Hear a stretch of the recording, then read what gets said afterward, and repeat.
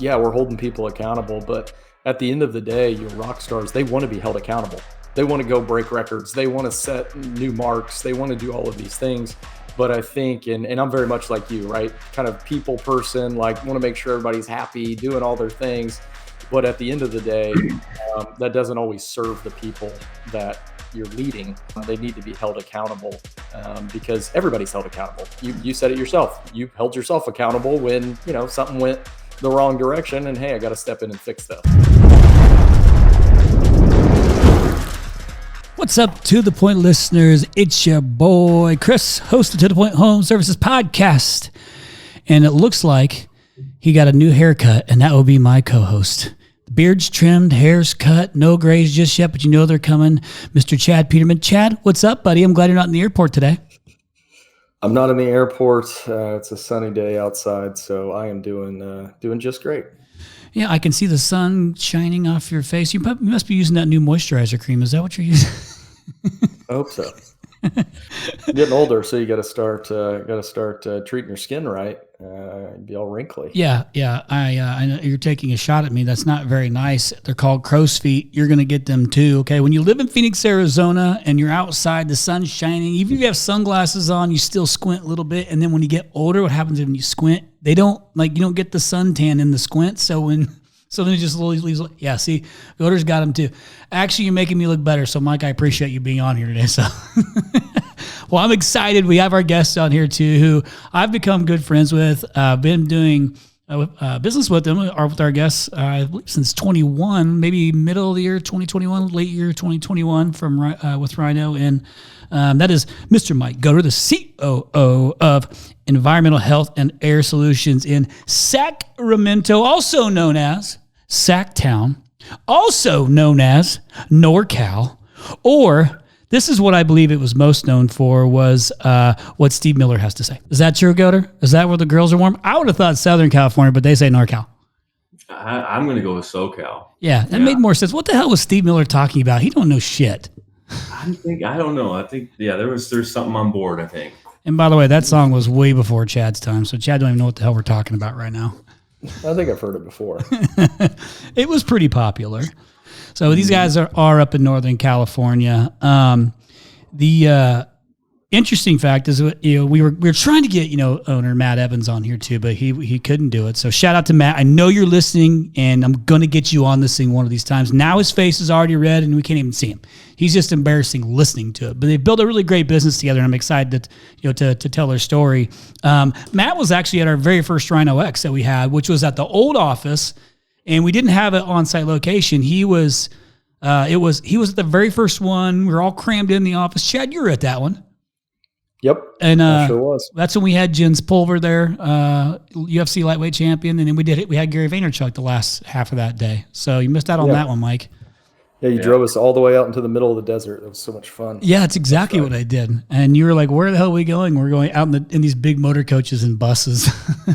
It's quite the experience. That's what the X is for. Now, listen, I know I was talking about Northern California, but you guys actually have two locations. You have the Benicia branch and you have the Roseville branch. Now, Roseville serves the Folsom market. And what really made that Folsom market famous to me was Folsom Prison, right? And Folsom Prison to me is, always been cool. I love all that old stuff too, like Alcatraz, things like that. But Folsom Prison is what made Folsom famous and I think that another man actually made Folsom also popular. Hey, Mike, you never been to Folsom Prison, have you? Like in it? Not in it. No, I've only been outside the gates, not inside the gates. Thank goodness. Yeah. That is a good thing, because I heard that's a pretty rough crowd in that one. I would think. I don't know all of them, I would think. But yeah, I've been blessed to stay outside in my tenure in California, so that's good. Yeah, Chad, for sure. For sure. You know what? Never mind. I'm going to leave that alone. He does not want to go to prison. Mm-hmm. Okay. No. Enough of the jokes, Chad. I'm sick of it. We're trying to get down to business, okay? Jeez. Okay, hey, Goder, let's jump into this. For those who are listening for the first time, I promise you it doesn't always start off this way, but sometimes it does. Just depends on what kind of mood I'm in. But this episode's great. Why? Because, not only are we talking to a successful company, Mike is COO of a successful business up there. He's done a ton of training over the years. So lots of talent, lots of skill in the industry. And so I'm excited just to have him on here just to share some of that knowledge and really brag on you a little bit. I've been trying to get you on for like 2 friggin' years, man. So we finally made it happen. But why don't you go ahead, if you would, and let's start with letting the listeners know, what size of business is Environmental Heating and Air Solutions today?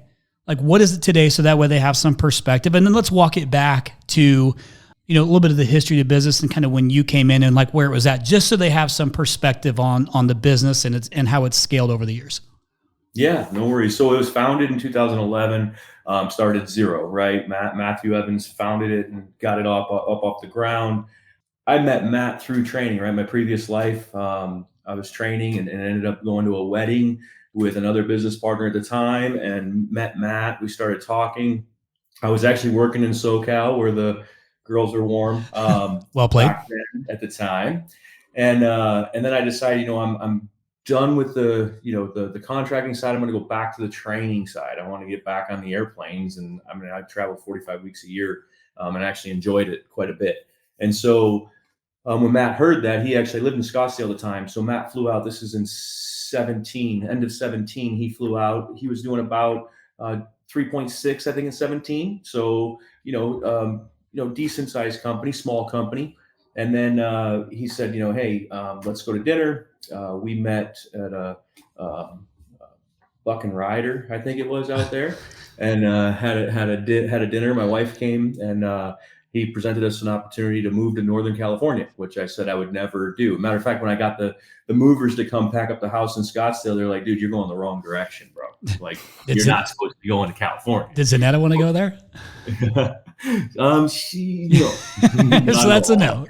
You didn't even try to fluff it. You thought about it. You're like, nah, she didn't know. No. I mean, as a matter of fact, it's everything we do. I mean, we're looking at Scottsdale real estate, just probably more so than California real estate, just so she can get back there. But anyhow, so then I said, hey, let's give it a shot. As long as ops wise, I just want to have control on the ops side, which Matt was totally fine with. He was like, look, I don't want, Matt's role is more the finance side, more the vision side, the relationship side. And mine is, I just got to be able to do what I got to do to move the needle because I want to grow. So when I walked in 18, we were, right around 6 million. And then we finished up last year just over 20 million. So, we grew pretty quick in the last 5 years. And you guys are straight add-on replacement, service add-on replacement, right? Yeah, 100% residential add-on replacement, no new construction, no plumbing division, no electrical, just heating and air. But you're doing water heater business. Yeah, I mean, because it needs to be done while we're doing the heating and air. But I mean, we're not out, pimping water heaters too hard. Oh, okay. You're not pimping water heaters. We're not out there, we're not trying to do them. You know what I mean? Like if they're there, we'll take them. But it actually, we're wired a little different, Chris. I mean, and this is what I love about it is it's average ticket, right? I mean, we are a very high-end dealership. We are not, slinging boxes. It's in our name, right? Environmental Heating and Air Solutions. Like we're looking at how do we transform this house? And it doesn't come with a single stage furnace and a single stage air conditioner. And without looking at the ductwork and without looking at air purification. I mean, it's not, our average ticket in 23, I have the numbers down. Our average ticket in 23 was $24,748, and that's including water heaters and ductwork, right? I mean, that's our whole HVAC replacement division. So very high average ticket. 24, we're just under 24,000 right now. So we're 23.8, but that'll come up because summer hasn't hit us yet. So that's what we do is more so water heaters aren't it. It's the whole package. Is that going to be a thing at any point in time? Like, are you going to chase that down at some point, or what's the deal with plumbing? I don't know plumbing, Chris. I mean, that's my biggest problem. Like, with me is I was born and raised in the trenches. So, I mean, back in Rochester, New York, born and raised, got in the business there because my dad was in the business, worked for a huge company out there, learned a lot and went through install service and then got into sales. And I've done heating and air. I've done a little hydronics, radiant floor, boiler replacements, but I don't I don't know drains, I don't know sewers, I don't know panel box upgrades. And so there's where my challenge, I mean, my limitation is like, let's focus on what I'm really good at, or what I consider myself to be an expert in. And, and just focus on that for now. There's so much opportunity. Why muddy the waters? So, yeah. Yeah, I think that makes a lot of sense. One question I have, this is kind of a unique similarity. So my COO also came from training.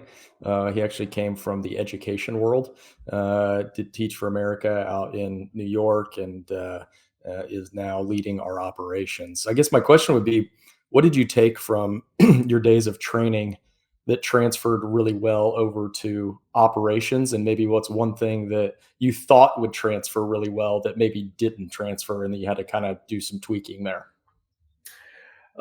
Great question, Chad. I mean, the energy transfers, right? I mean, I'm like the Energizer Bunny on steroids, man. You wind me up, point me in the right direction, I'm going to go.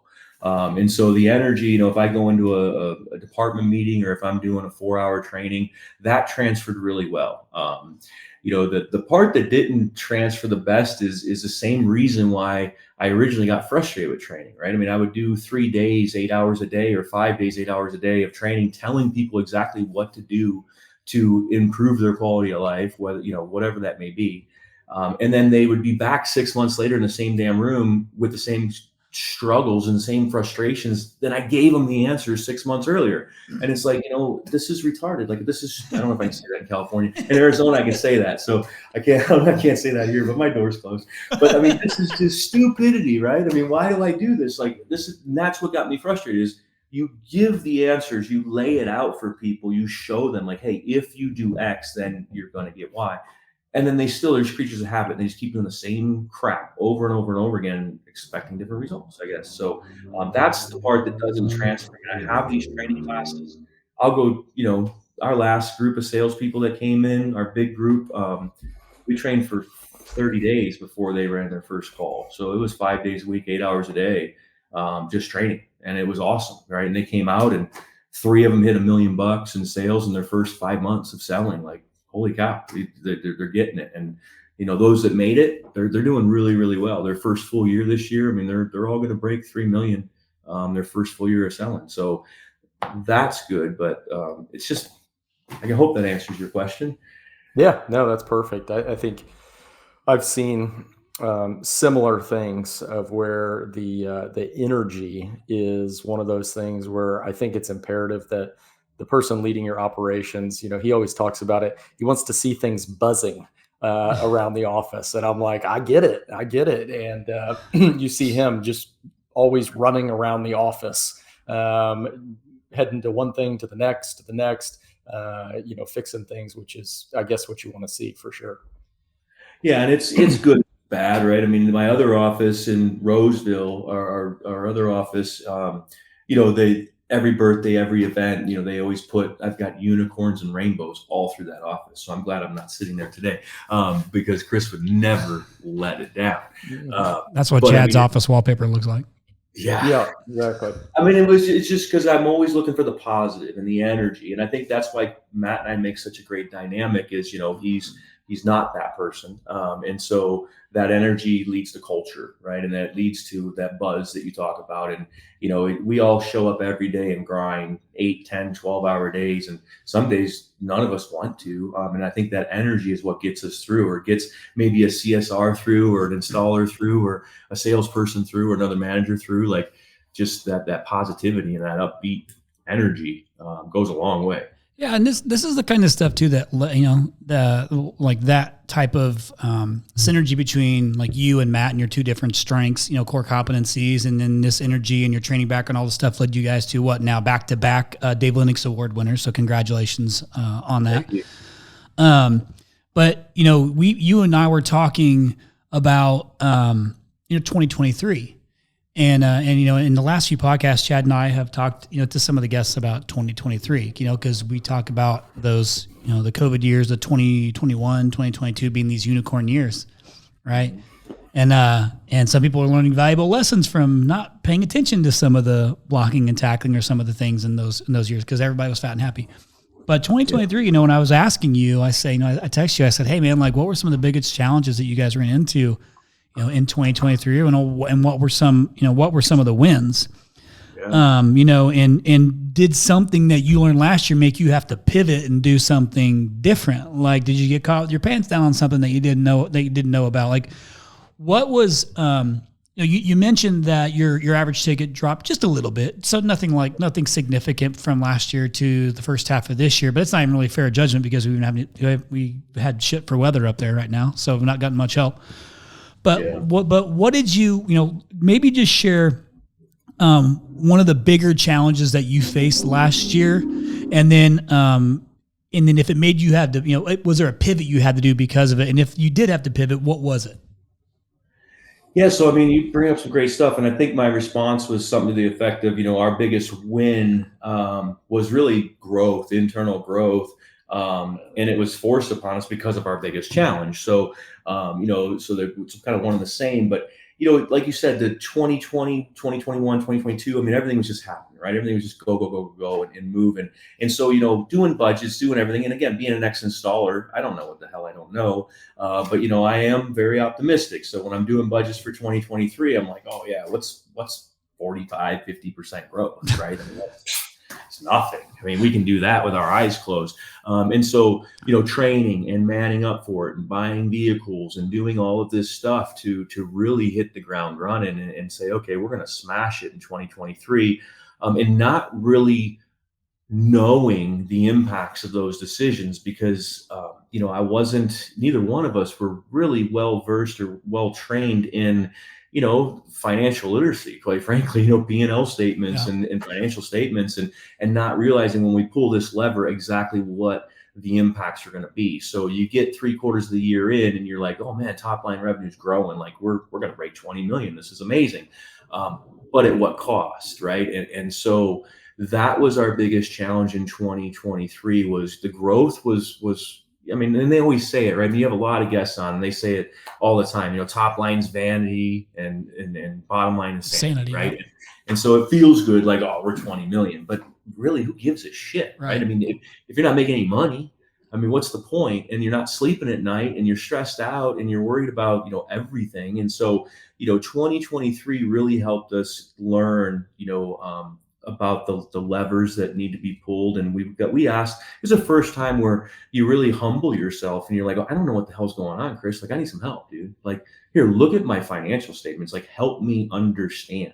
And why is this showing this? I'm tracking everything. I have everything as percentages and I know all this stuff, but what is actually going on? And that was the big thing. We went and visited a couple contractors last year for the first time together, and learned from them and just asked questions and met with some smart financial people. But, what we really found out is labor, right? I mean, labor is a big thing. And we were throwing bodies at stuff, right? Because I'm moving so fast, kind of like Chad was saying. I mean, I'm buzzing around, going everywhere, but that's not always a good thing either, right? Because you're busy, but are you really dialed in? Do you really have your fingers on all the pulses and all the levers that really matter? Because if you don't, they start to get out of hand, and they get out of hand quick. And now you got to fix it. And one thing that I noticed that I did, that was a big error. So hopefully people out there listening don't do this.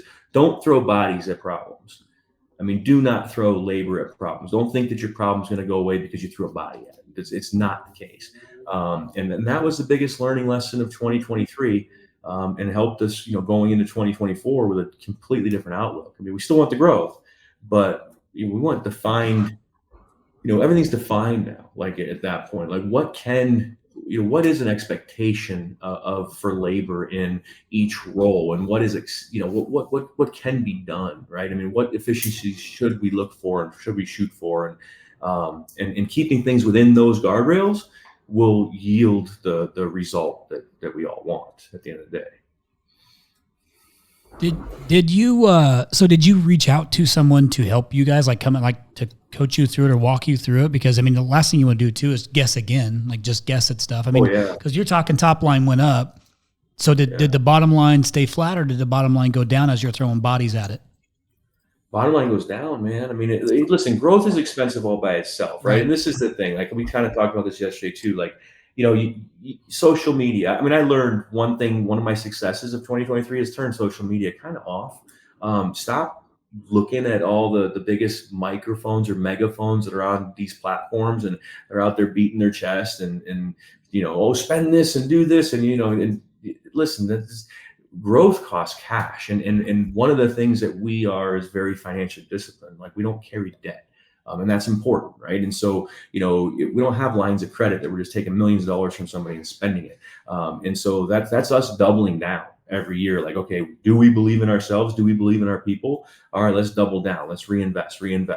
And so that's the biggest thing. But yeah, reaching out to people. I mean, lots of phone calls with lots of people. I mean, pretty much all of them. I mean, I'll give a shout out to Rusty Cochran over at We Care, right? I mean, he's one of my boys, and he'll tell you he doesn't know, right? He's like, oh, I don't know anything. I'm the dumbest guy in the room. But come on, I mean, dude's smart, and he helps me out. And so, and Matt has his connections that he talks to, and his advisors, which is good. He's now surrounded by a group of good, solid people, and they help him. And that was really the biggest thing, is making that phone call.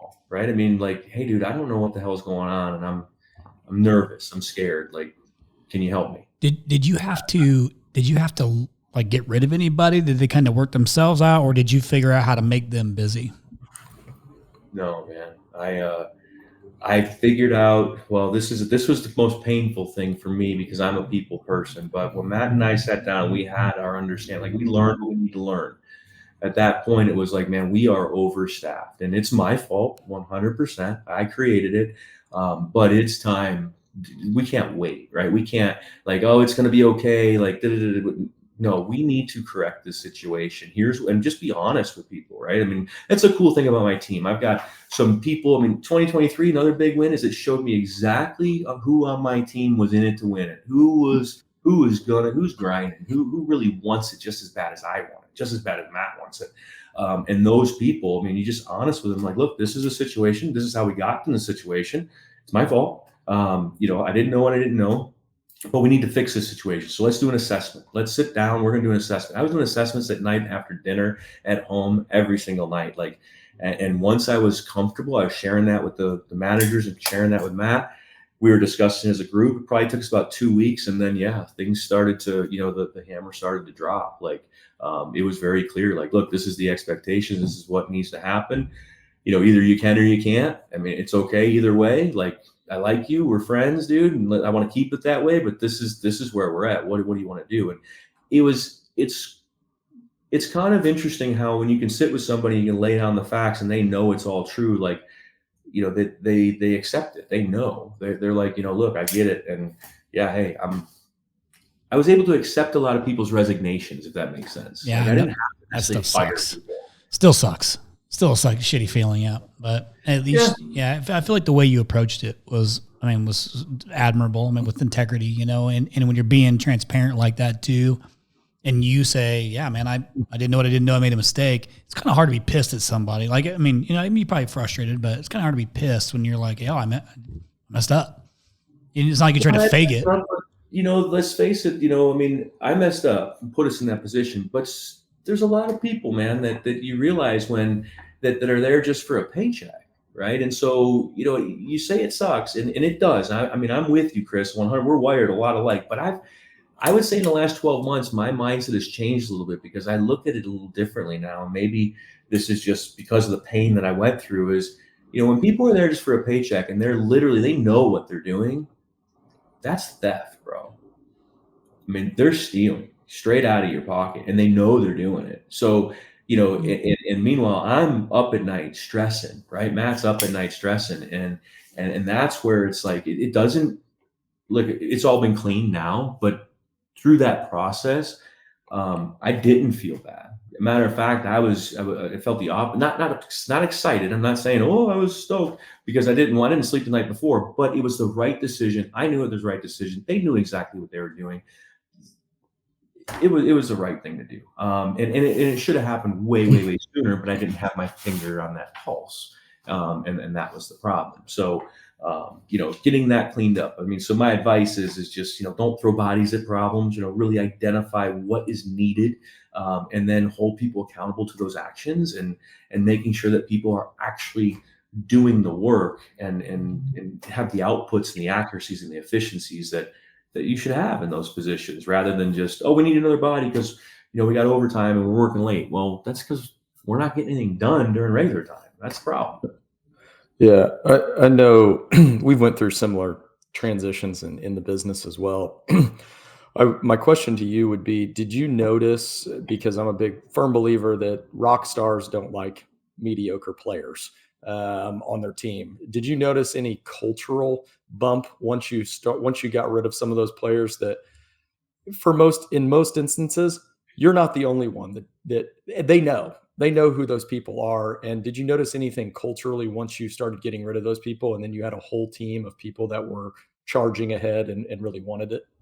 Oh yeah, man. I mean, to the point where New Year's Day, I made some movements between Christmas and New Year's that kind of surprised some people. And I would say the first day back to work of 2024, I mean, I had phone calls, I had high fives when I walked in the office, I had energy, I had like that. I mean, it was like, I was shocked. I mean, just to chat, I was blown away. I mean, you've been through it, but I didn't expect that. It was like, Yeah. holy cow! They're like, man, here we go. Like, don't worry, we got you. Like, let's do this. This was the right decision, and we're gonna charge the hill. Like, what do you need, boss? Like, let's make it happen.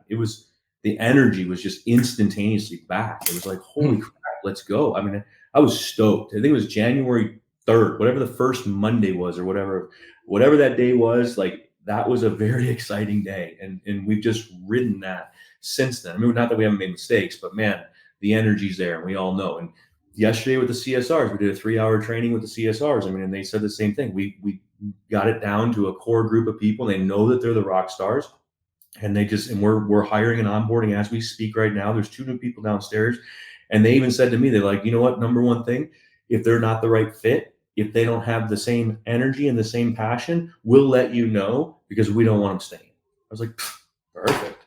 Let me Yeah. know. Right. Yeah, that's really cool to see, and I think it really galvanizes the company, right? It's yeah, we're holding people accountable, but at the end of the day, your rock stars, they want to be held accountable. They want to go break records. They want to set new marks. They want to do all of these things. But I think, and I'm very much like you, right? Kind of people person, like want to make sure everybody's happy, doing all their things. But at the end of the day, that doesn't always serve the people that you're leading. They need to be held accountable, because everybody's held accountable. You said it yourself. You held yourself accountable when something went the wrong direction, and hey, I got to step in and fix this.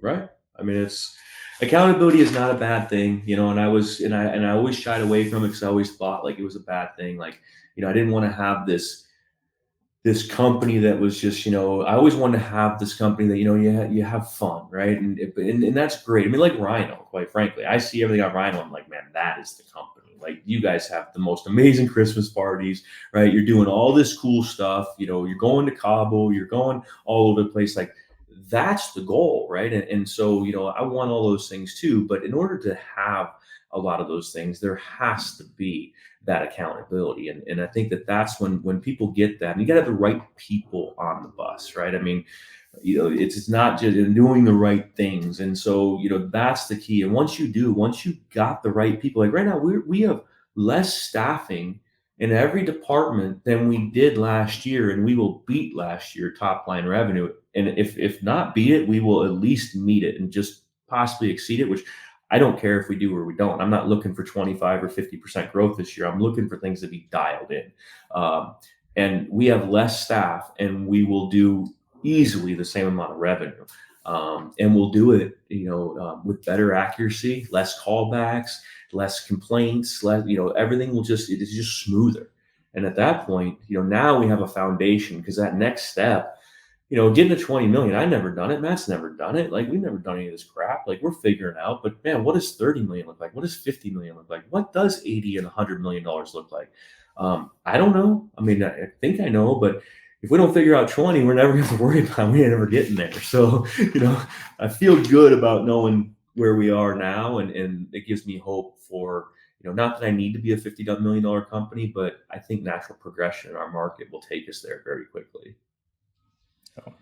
Yeah, Anna's done a phenomenal job over there at Rhino, and what they've done She with sure culture. has. Yeah. Yeah, and just really Chris kind of weighing her down a lot too. So she's really come a long way. I think we can I noticed she's been all sending them on a agree. lot of trips lately, kind of getting them out Yeah, of the way. get them out of the way. Yeah, Yeah. it's Yeah. it's you know, She sent them to the brickyard or something. It was raining. Just have fun. yeah, Just stay yeah. out there a couple extra days.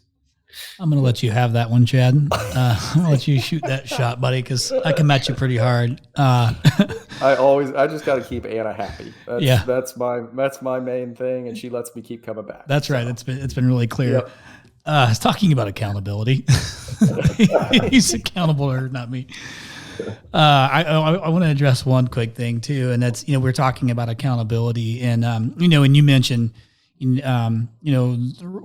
our sales team goes on incentive trips, right? And they have goals they have to hit. They also have a ton of accountability, like they have to earn that, right? And it's not just who can sell the most; it's also retention based, right? Because we want to retain our customers. But they're held accountable to what they say, like they're a part of the plan. Like we don't just come up with some pie in the sky number and we get them to agree to it. And then that way, we're working our plan, our collective plan. And then if they hit those things, and yes, we go celebrate them just like any of us would do with our employees. And that's as important, right? Especially for people in a sales role, right? Because there's such that, it's such a driver and people love those type of accolades. I mean, I think most everybody, but sales, in particular really, really likes those, those are great motivators for them, but everybody's got a layer of accountability, myself included. I was just having a conversation with my VP of sales earlier. And I was like, hey man, we're missing, we missed a few numbers, like we missed a few months. And not that it's a big deal, but he's accountable for those things too. And it was like, why? What happened? Do we need is there some adjustments that need to be made? And though I've known him for 20 years, he's got 30 years of leading sales teams successfully, big sales teams. Listen, like he asked me, he asked for help, and I was able to catch at least a few things that he wasn't thinking about. And together we fix this stuff. So it's not like it was a bad thing that he missed it. It's just like, let's figure this shit out, together. If we missed years, that's a problem. We're talking a couple months, not a big deal. And this is once the heat picked up, we'll be just fine. Right. But us as leaders too, when we don't have somebody else to hold us accountable, what's holding us accountable is all these people that we're serving underneath us, all the staff and the employees are we're accountable to them to be better. Like you just said, you and Matt running a $20 million business, that's the largest business you've ever run. Like at 20 million, it's the biggest business you've ever run. When it's at 21 million, it's the biggest business you've ever run. So you're in a position now where you got to hold yourself accountable as a leader. So like I look at, this year, over the last couple of months, and I've had these conversations, with Chad just about like, I feel like I need to be better, and I have to get better. And, because I also have my CMO role at Ever Service as well. So like I have this responsibility to me and to everybody else to be better. So I'm having to go and find different platforms where I can learn, not just about, being a better CMO, but like, all the things. How can I be more creative? Is there something I'm missing that I'm not thinking of? Because this company has gotten really big. And, so I have to be better too. But we as leaders also have to find ways to find training or find, peer groups or whatever to make yourself better on behalf of your employees. Matt's relying on you to be better. You're relying on Matt to be better. So is there something that you are doing for yourself to just help, with ongoing training to help lift your lid, as John Maxwell says? Like, you have anything like that in place? Yeah, I mean, not specifically yet, but it's in the cards. I mean, it's a big focus, right? So what I'm doing, and I kind of mentioned earlier, is I have turned off social media for the most part. I mean, I post every now and again just for family and for whatever, but every now and again. But I'm not on the reels and looking through social media every day and don't care. TV's turned off, don't care. Besides NHL playoffs right now, there's no TV that I want to watch. There's nothing worth my time. Podcasts, right? I mean, believe it or not, to the point, I mean, is it's on my favorites. It's in my car. It's on all the time. And I really like, certain episodes that I continually go back to, and listen to. But for me, I think, and for Matt, I think another thing in 2023 is it solidified, you just said it, it solidified Matt and I mean, we went through some stuff together and we came out the other side stronger. more clarity than what we had before. Because face it, when I got in, I'm like, I got ops control. He's like, you get 100% control. I'm going to Rhino X and hang out with the boys. You go have fun. I'll be here. You just work. And it worked out. But now it's like, okay, we're big. Like we need all hands on deck. And it really solidified our roles, and our vision is in the same line, which is really comforting. But both of us, I think, it's really going to come down to coming and visiting a lot of places. I used to work in New York at a place called Isaac Heating and Air Conditioning. They're a small little company, Right. not Ray. that big. Yeah, Ray. Yeah, Ray was the service manager when I started there. Oh, wow. And so my dad retired from that company. So Dominic DeLeo is a guy out there who kind of runs the residential side. Him and I talk, monthly, and I'll be going back there this summer to go spend some time with him and his team. Rusty, like I said, we're friends. And just, in Scottsdale as well, you got the Parker and Sons out there, you got Habaikas. I'm friends with a lot of those people, and just getting in and just picking their brains. That my focus for this year is to go visit at least 6, $50 million contractors and above. And just, so anybody that you suggest, Chris, I'm in. I just want to get on a plane and spend some time. This guy down here actually might fit into that. All right, Dad, I'm coming. All right, you're more than welcome anytime. One question I want to ask is kind of goes back to what you just said there about kind of your and Matt's vision is aligned now and all of that. Take me through kind of how that's kind of transpired, because I'm sure there's listeners out there that have a business partner. Myself and my brother work together. So like, how is that kind of materialized, and what would you say was kind of some of the important things that maybe you did, whether it was a offsite, or hey, we sat down in a room and hashed it out as far as where we're going and where we're taking this. Like, take me through that a little bit, because I think that could help some people that may be struggling with that, where you got maybe two people that are at kind of the helm, and one wants to go left and the other one wants to go right, and that never works. Yeah, we're just wired different, right? That's the other thing. So, if people who know us, I am, that Energizer Bunny positivity, let's go. And Matt's more methodical. He thinks things through. He's very numbers, data driven. I'm the emotion and he's the data. And so, what really I think helped us is there's always been this level of trust, right? Where there's always been that trust, like, I trust you, you do whatever it is we need to do in that area, and same vice versa with him. And I think 2023, I think the last 12 months has really been, where we're sitting down and we're going through the P&Ls together, and we're learning that together. We're asking questions like, hey, we're having conversations about things that we never had before, and we're comfortable. I was not comfortable in the beginning, but right now I could call him right now and be like, look, I got a question about this. What did we do over here, and why did we do it? Right. Versus me having these thoughts. So I guess my advice to partnerships and all of that is be honest. And we do it offsite quite a bit. Not on trips or anything, but either at my house, my backyard, or his front yard, or whatever have you. We spend a lot of time together and just hanging out. And it's those times where, I've gotten to the point where I'll just bring something up and like, hey, I need to understand this. Like, and I'm going to make sure we're on the same page, and tell me about this. And he will, and he doesn't hold back. He's not somebody who sugarcoats things. The data is the data. And at first, that's tough, right? Because I'm not this wired the same, but what ultimately it does is it allows us now to have these in-depth conversations, to where I'm not going off and thinking, of a different narrative, or I'm not coming to my own conclusions. Just ask the freaking question, right? And then get the answer, and then you're done. You can move on. You're not wasting energy on that. And now we can start to think about, okay, well, what do we really want? And that's a great question you brought up, because that's something where right now we want to run a solid, a world-class business at 20 million, like a world-class, like serves customers better than any other heating and air conditioning contractor can serve the customers, right? The quality of our stuff, high-end stuff, we're doing all communicating equipment, all variable modulating equipment. This is tough. It's reading their static pressures. we're doing, we're literally doing static pressure on every install, gas pressure. I mean, we're measuring CFMs at registers. I mean, we're dialing these things in. And so, because a customer is going to get what they're paying for at the end of the day. And other people have a different approach. And I think the biggest thing that Matt and I had to work through was, what's the right business model, right? We see, Getalize Nation, right? Ken is probably one of the smartest men in the business. And I've had breakfast with Ken many a times, and I love the man. And his model is completely different than ours, right? I mean, his is single stage, maybe a 2-stage, and change the ductwork and move on, right? Boom, boom, done.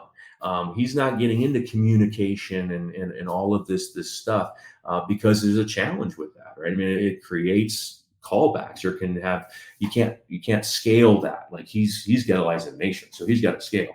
So we've even questioned that and walked through it. What do we want, right? And we want that. I mean, I want a $28,000 average ticket. I want a $12,000 RPL. I want to be the best in class. So, and that's what Matt wants. So we were able to come up with that where, look, we're never going to have 1% market share in Northern California, ever. It's just not going to happen. There's too many people. I mean, we could be $100 million business and we're still not going to have 1% market share in the area that we serve, right? I mean, we serve a huge area with our 2 locations. So at that point, let's be the Disney, right, of HVAC, or the Ritz-Carlton of HVAC. Like, not everybody wants to spend $1,000 a night on a hotel room. They'd rather spend $150 at the Garden Inn. So be it. But the people that want to spend $1,000 a night expect a level of service and expertise and nurturing and support. Let's be that to them and go after that, and let our competitors, quite frankly, have the low, the bottom feeders, if you will. They want an $8,000 system. Cool. Let them tie their labor up on the $8,000 system, and let's tie our labor up on a $30,000 change out. Yeah, this is what you're talking about kind of early on, is that you guys aren't, you are high quality, like high quality, high value. And you're just saying, hey, listen, like we really want to actually, we're not just going to say it. We're not just going to charge it. We need to be it, and we need to really deliver that kind of value to the customer.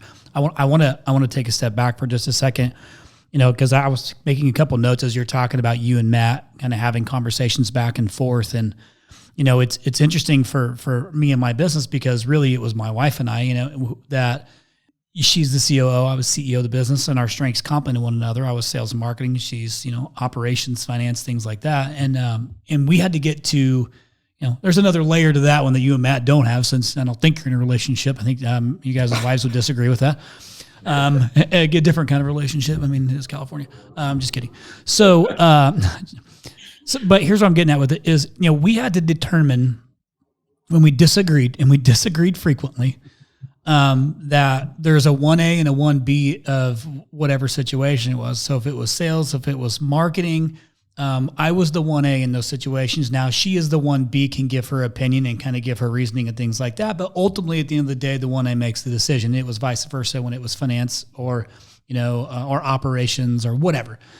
So, and we respected that. To this day, we still do the same thing. Now we have others. We have more on our executive team as well, which kind of allows us to have a little bit of a voting power on different things.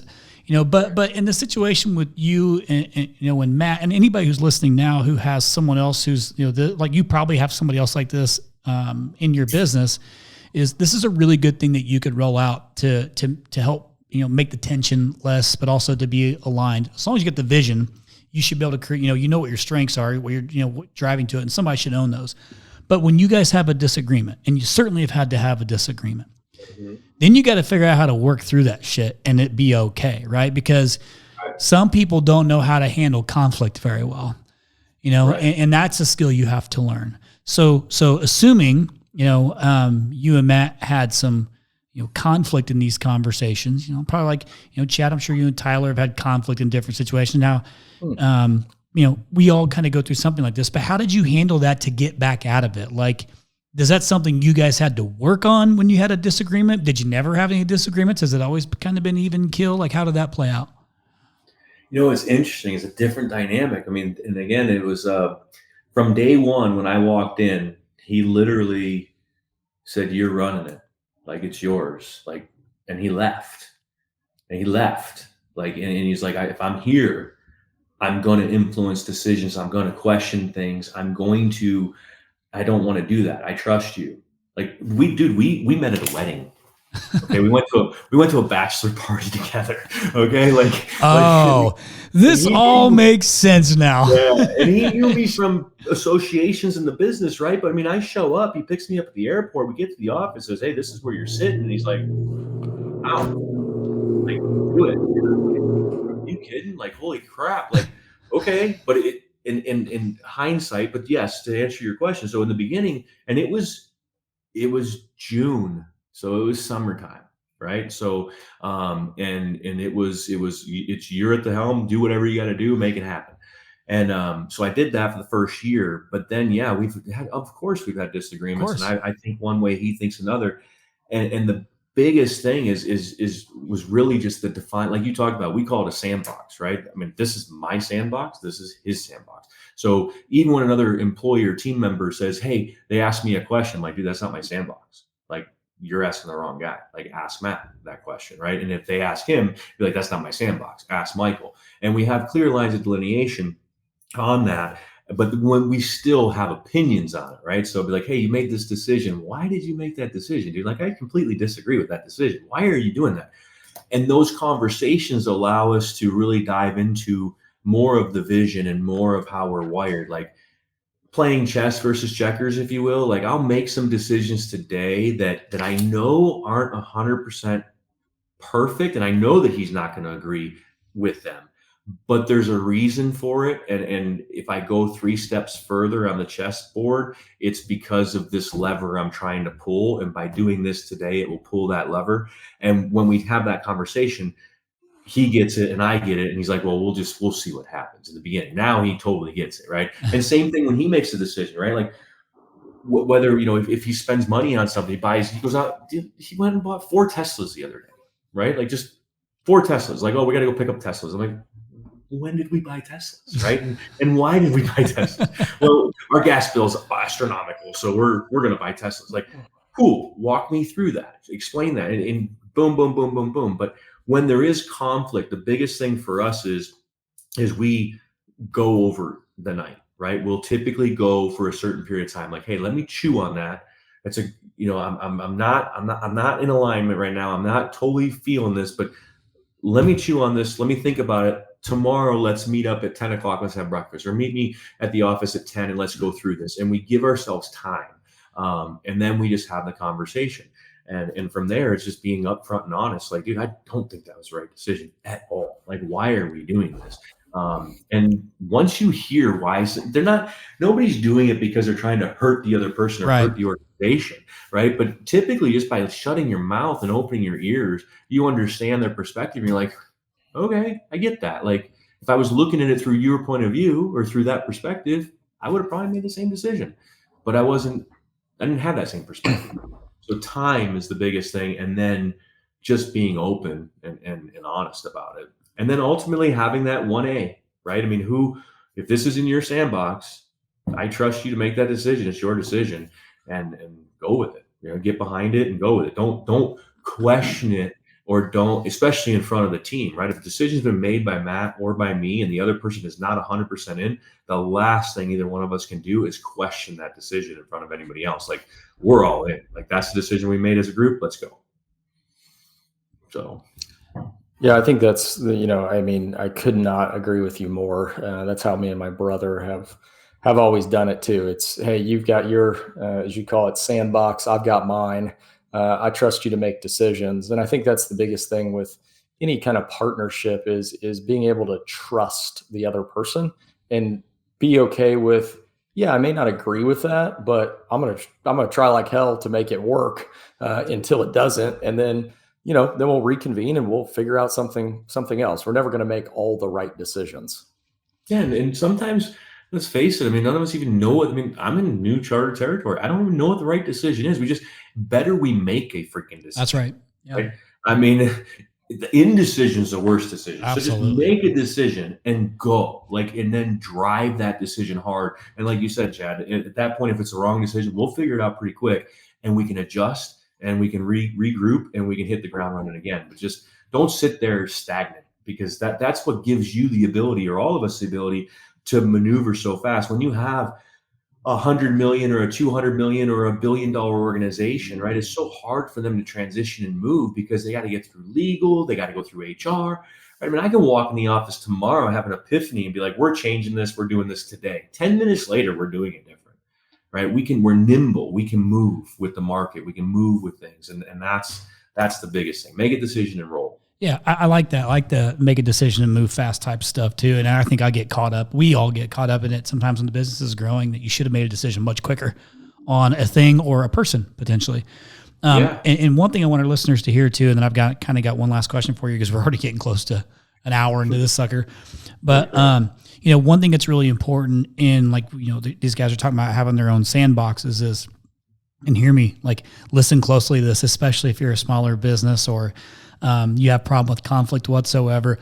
If you let the 1A or you let whomever is, whose sandbox it is, make that decision and it doesn't work out, don't you dare bust their balls about it too much. Like, you can't, if you guys have like a joking, personality and you can joke around about it, that's fine. But what you can't do is, you give them shit for making a bad decision, cause it's going to come, listen, when we make a decision and it doesn't work out the way it's supposed to, it already sucks. Like you said, it's not like you tried to make the wrong decision on purpose. You're trying to make the decision you thought was best. But if Anna came to me and was like, I told you not to fucking do that, or I told you this was the shitty opportunity, you shouldn't have done it like that, that's not going to do either one of us any good. But what that does, having that kind of trust in one another and that respect for one another, and that's where our 1A, 1B is, now we know, we've acknowledged it, and now we're moving on trying to fix the problem together. We all go through this. We all have made decisions that have not worked out.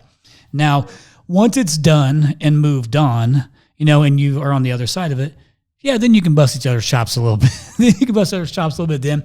But in the moment, don't do that. So if you're hearing me right now, if you had somebody who made a decision and it didn't pan out and you knew better, but don't bust their balls. It's not going to do you any good. Right.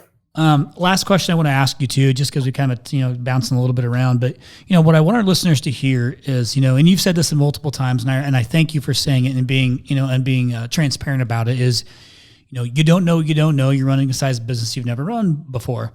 So as the COO of a $20 million HVAC company in Northern California, incredibly competitive market, with some monster players in these markets too.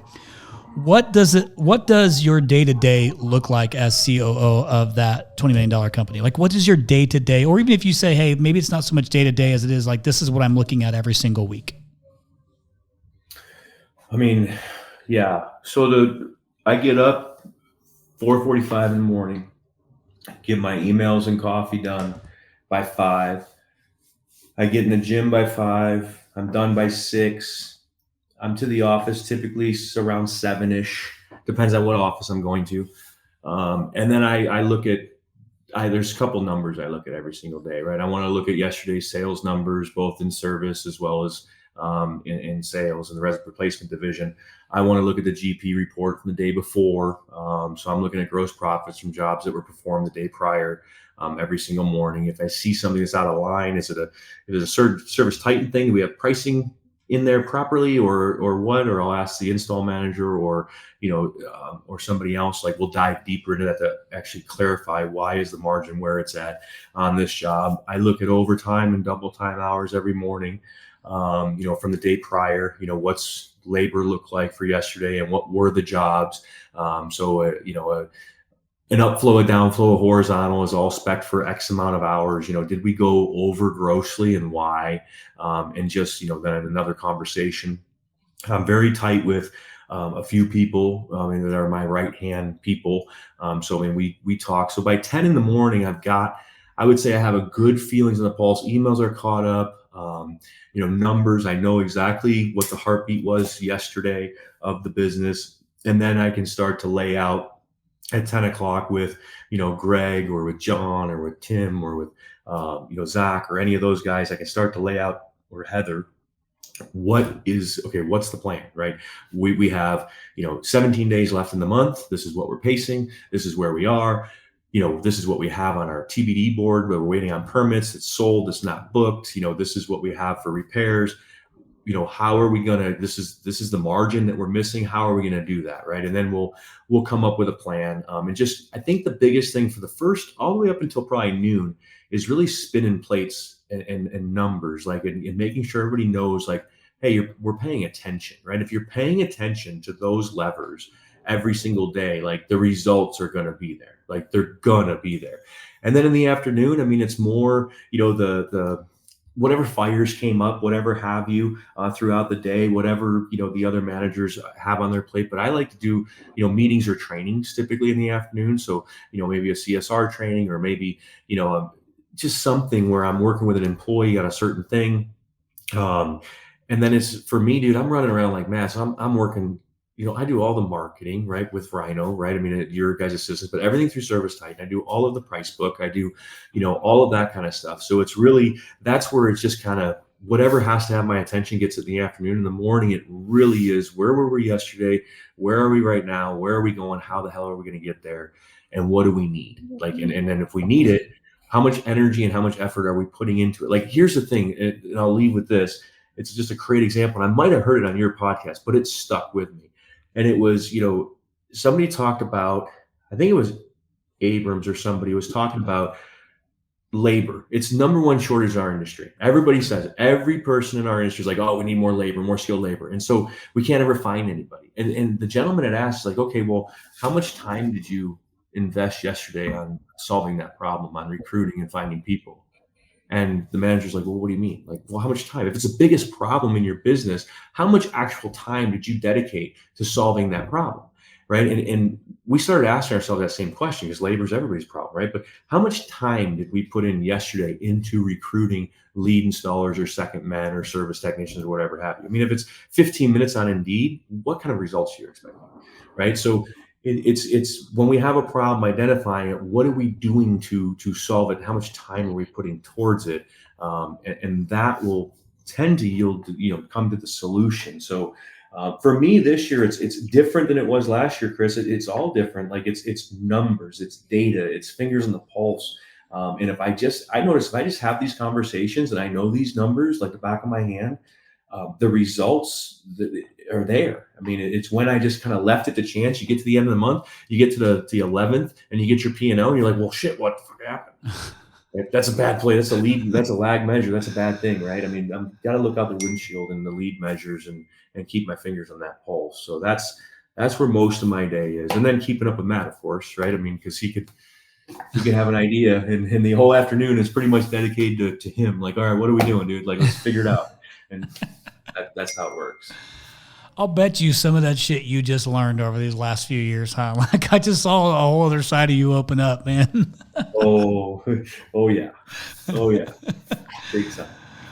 Well, it's been fun to watch, and certainly we're grateful, at Rhino to have our partnership with you, and I'm grateful for our friendship, both with you and Matt, and you know that, and getting to know you guys over the years, and it's always good to see you and hang out with you. But it's equally as fun to kind of watch your journey and see what you guys are doing up there. And I've competed in that market a long time, with some of those big competitors of yours, and I know how difficult it is, and and it's.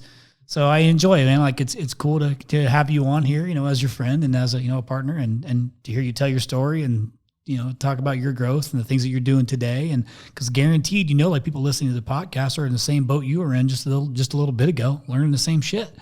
Yeah. So one thing you should probably do. I know we're kind of joking about it a little bit, but if you're going to go out east anyhow, you're going to go to Rochester if you dare. Go in wintertime, but you gotta stop by, Chad's facility, check out Peterman Top Tech too. They're incubating, their own labor, which is pretty cool. So when you go there, you'll be able to double dip a little bit. Yeah. Where is that at? We're in Indy. Oh, okay. Yeah. Great. Yep. Yeah. Okay. Well, I could probably get a layover there for a couple of days. Yeah. Yeah. It's the crossroads of America, Mike. Okay. It's crossroads of America. Yeah. Get it right. It's the heartland. It's the heartland, baby. It's the heartland. All right. Hey, listen, guys. Mike, I appreciate you finally getting your ass on this thing, and, see what I mean? Like it actually, I will say this often, anytime time flies by, it's always a good conversation, because there's definitely plenty of podcasts I've been on too, where I'm like, my goodness, it's only been 20 minutes. My goodness, it's been 30 minutes. But this is always fun when I have buddies on here too. And sometimes when I'm talking to Chad, I'm like, God, it's only been 20 minutes. I'm kidding. I know, right? Chad, I'm kidding. Don't start crying. Jeez. But Mike, I appreciate you, man. You guys keep kicking ass up there, and I'm excited for you guys too. And when you guys finally bring on plumbing, let me know. Okay, will do. But you're doing great. Please actually let me know, because I know I need to have a heads up on that from the marketing side of things. I'll let Kristen know. Just be prepared that drain cleaning is going to be a pain in the ass. So, but I appreciate, you come on and being open, and then that's one thing you and I were talking about, is just kind of, that being vulnerable and, is an absolute superpower when you use it in the way you do. And it's, you just admit the things you don't know, so that way you can learn them faster and you move on. Plus, I think that lends to extra credibility, right? Like it allows people around you to also know, like, they don't have to have all the answers. Like when you and Matt first met, you come in, you're trying to prove something. If you didn't know something, you saying I don't know something's pretty fucking hard. Like it's kind of difficult to say that to somebody until you get to the comfortable spot of knowing, like, actually it's better because you can work through shit faster. Like you just put it out there. We're not beating around the bush. We didn't waste all this time, and you work through it together. But that's where having the respect of that partner matters, or respect of your leader matters, right? If you can trust, that you don't have to know everything, and that they're going to help you grow because you guys want to all grow together. So I commend you, brother. Thank you, sir. Thanks for having me. It was awesome. You had a good time? I did. Next one we're doing in your office, though, in Scottsdale. Deal. Come on down. Now you ain't gotta tell me twice. And then Chad will come out too, because he wants to come out and play some more golf with me. Isn't that right, Chad? Isn't that what you want to do? That's right. As long as it's not summer, I know. Hey, I'm heading up to Wisconsin on Tuesday to go play Whistling Straits and Erin Hills. Nice. So I'm pretty pumped. That's awesome. Well, listen, their summer rates down here in Arizona are pretty damn good. Okay. I have my Arizona license just for that reason, so I get the There you go. That's right, business expense, gentlemen. I appreciate you both, Mike. Again, congratulations on the back-to-back Dave Linux Award. Diggs Linux Award. Top 25 Linux dealers in the United States of America. It's a pretty fucking big deal. So congratulations to you guys. In a hell of a market. With a crazy year. So, appreciate you guys. To our listeners, it's cool to hear a story like Mike's, because you can probably relate quite a bit to it. And, and again, if you take a few things away from this too, is, if you have somebody that you're working with that's also leadership, find your sandbox that you're best, that's best for you, or your 1A or you 1B, and be open, Be open with what you do know and don't know, and you'll be able to work through shit a hell of a lot faster and scale these businesses. And the last thing I'll say is, you hear Mike talk about how running a $20 million business is a size business he's never run before. Well, guess what? That's probably a lot of you too. Like how many businesses have you run before? If you haven't run any, well, fuck, whatever size you are is a size business you've ever run. It's going to continue to grow if you're doing it right. But I promise you, make a decision. Just make decisions and do things that you think are the best, and then learn from them and move forward. But don't be indecisive or make no decision, because that certainly is not going to get you anywhere. So a few easy little good tactics that we can, that's easy to forget sometimes when you're running a business, but those are really great sage pieces of advice. So Chad, you have anything else to add to this thing, or you want me to just call it out? Just go ahead and get us out of here. Go ahead and just close us out. Thanks for your permission. Thanks for your permission, 22 Savage, also known as Pastor Chad. We appreciate you. Mike, my brother, we'll see you, dude. Chad, we'll see you. And to our listeners, you don't got to do everything, but you got to do something. No 0 days.